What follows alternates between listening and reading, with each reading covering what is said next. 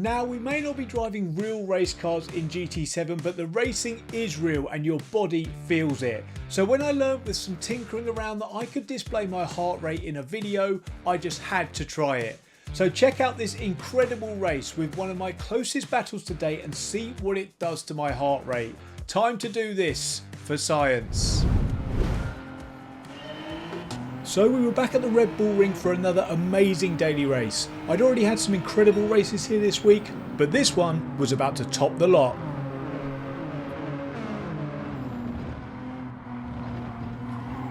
Whoa!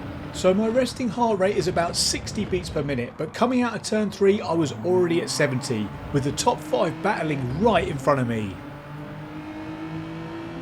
The clear meta was the genesis for this one, so who were we to argue? It meant the field was so even and the racing was seriously close. The driver in front elected to defend the inside here, so we braked as late as we could and tried to hang it round the outside, but on this occasion it wasn't quite on. With the last move not working out, I tried to throw it this time down the inside.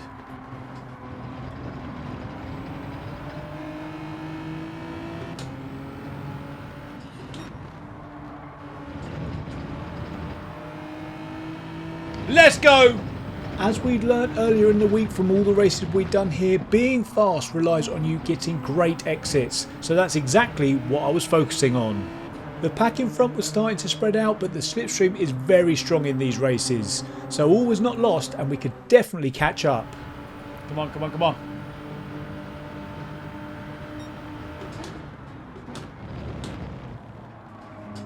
Thank you for not nailing me, sir. I saw that. Appreciate you. This driver braked a little bit late but took evasive action to make sure to avoid me. Not all heroes wear capes.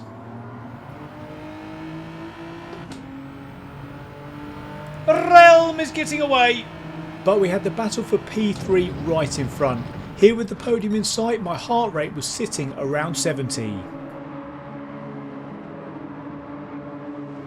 With the two battling in front, I elect to follow the inside car here, knowing I could have an opportunity up the inside into the penultimate corner.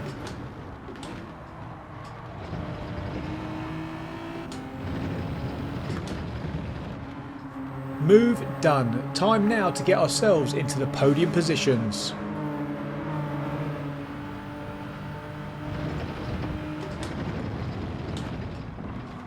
Again, all I was doing here was focusing on the corner exits, and with P2 and P3 battling just ahead, the door of opportunity was starting to open up for us. Just stay behind the Ukrainian, then we can attack Mr. Slaw, and then we can go for our mate Ariel.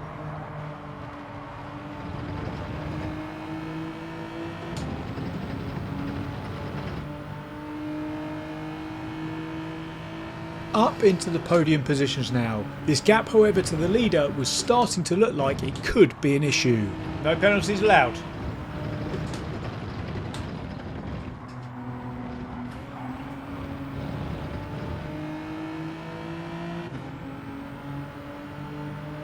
But we were about to get a free pass up into P2. There's no need to attack him at this point. He's going to disappear anyway. So he's in the slipstream of Realm. So let's just stay with him here. We're good for the moment. I think the car... Is that the car behind me? One? Nope. Let's just try and be sensible here. Thinking of the bigger picture here, I'd seen all week how battling can cost you several seconds, even if it lasts just a couple of corners. So it made no sense to take the risk if he already had a penalty we knew he was going to have to serve.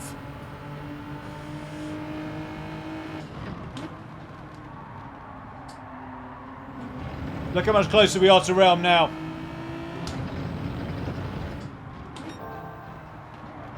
Having chosen to stay behind and work together with P2 and the penalty zone now coming up, what was the gap to the leader looking like now? There we go. So now we've got Realm slipstream.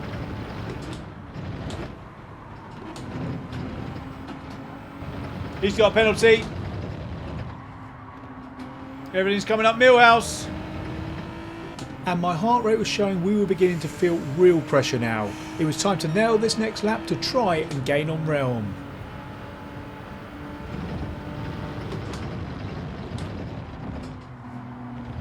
But I don't know what the car behind's like.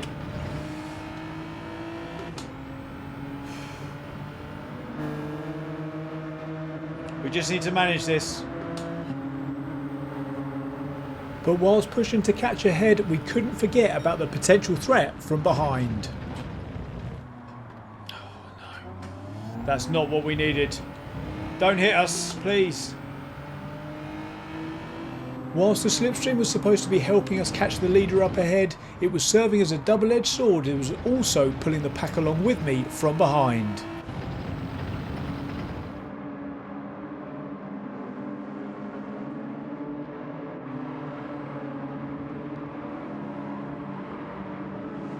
But in an unexpected turn, things were about to come up Millhouse. Watch this. He's got another one. What's going on with Realm? What was that all about? Now usually I can look back on these moments and explain what happened, but much like Realm's choice of livery for this one, I have absolutely no idea what he was thinking there. And just like that, we found ourselves in the lead of this race, but the pack behind, as we've mentioned, had been following me all the way. This was far from a done deal.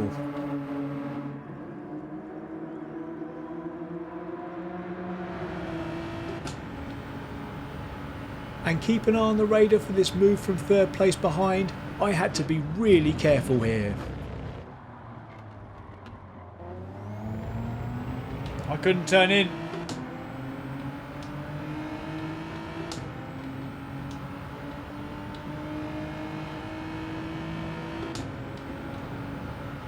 Now we were really under pressure. The drivers behind were starting to get desperate. P2 went for the move, but I gave him the inside here, knowing that he'd then be on the outside for the next corner.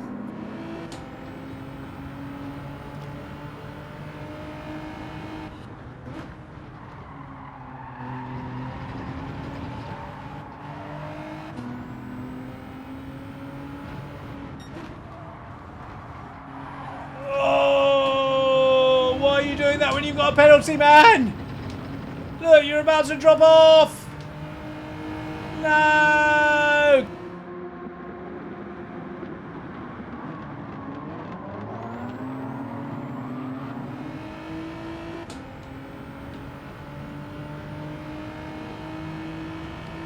Helicopter, helicopter. You see that there?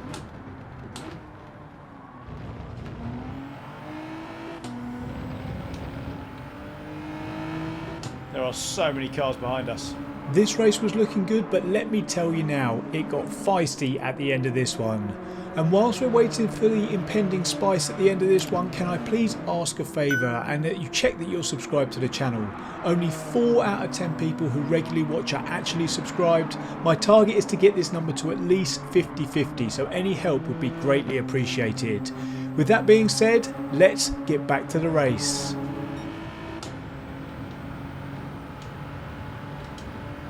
But I managed to make my first big mistake of the race here.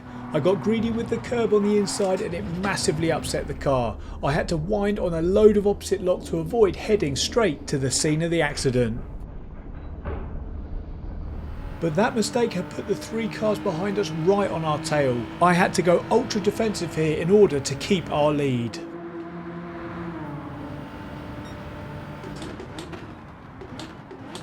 After defending into turn 3, we had to defend once again. Things were really hotting up now.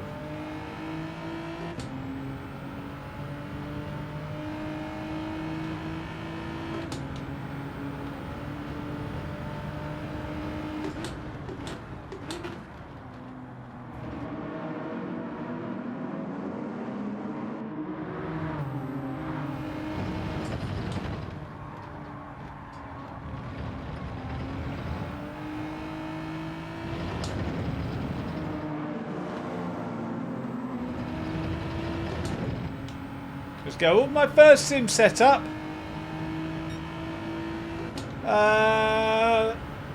my G29 and play seat challenge.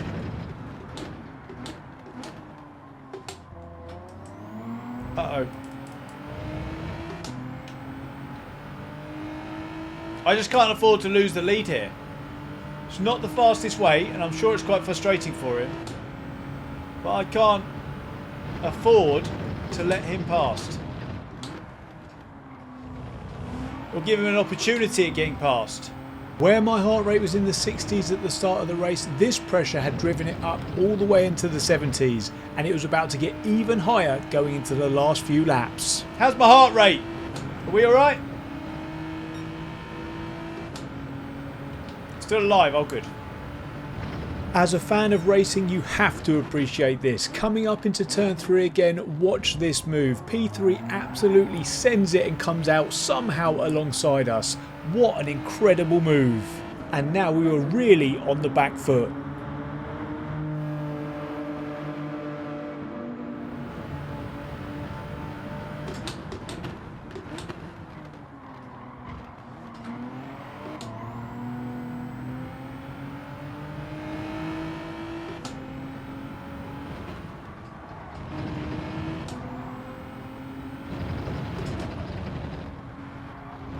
As we start the penultimate lap here, the drivers behind had thrown absolutely everything at us, but somehow we've managed to this point to keep the lead. This was going well so far. I was having to defend for my life, but it was working. We've been hit! We've been hit again. I have to go defensive. I can't afford to let them past.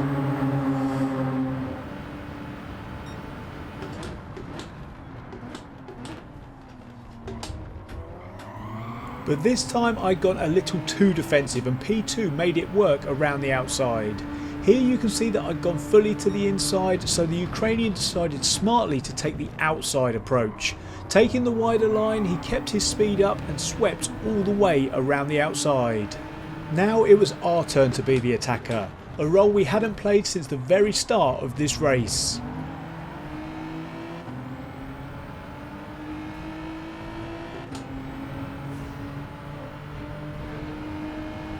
My heart rate was rising again and approaching the 80s now, because I knew I only had just over a lap to get this position back in order to claim the win.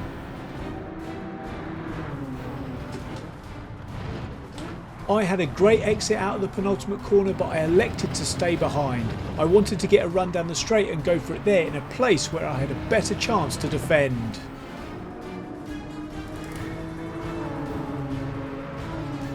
Resisting the urge to go for it as we crossed the line to start the final lap, I wanted to make the move into turn number 3.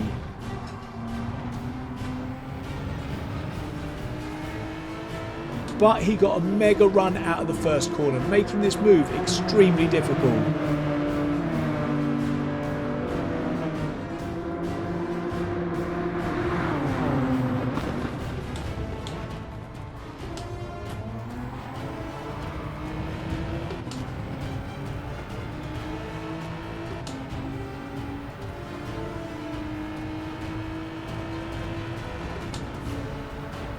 So I had no choice but to absolutely send it into turn 4. This was going to be a tricky one.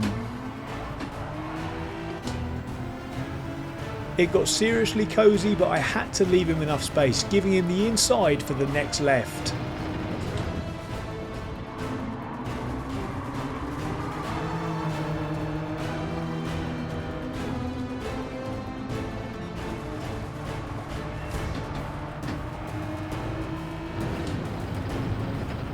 This was not good. We were running out of time. We only had 2 corners left, so I had to manufacture a move.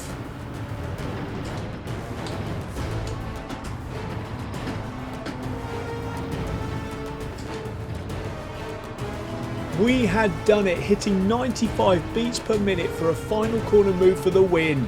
Get in. Let's go!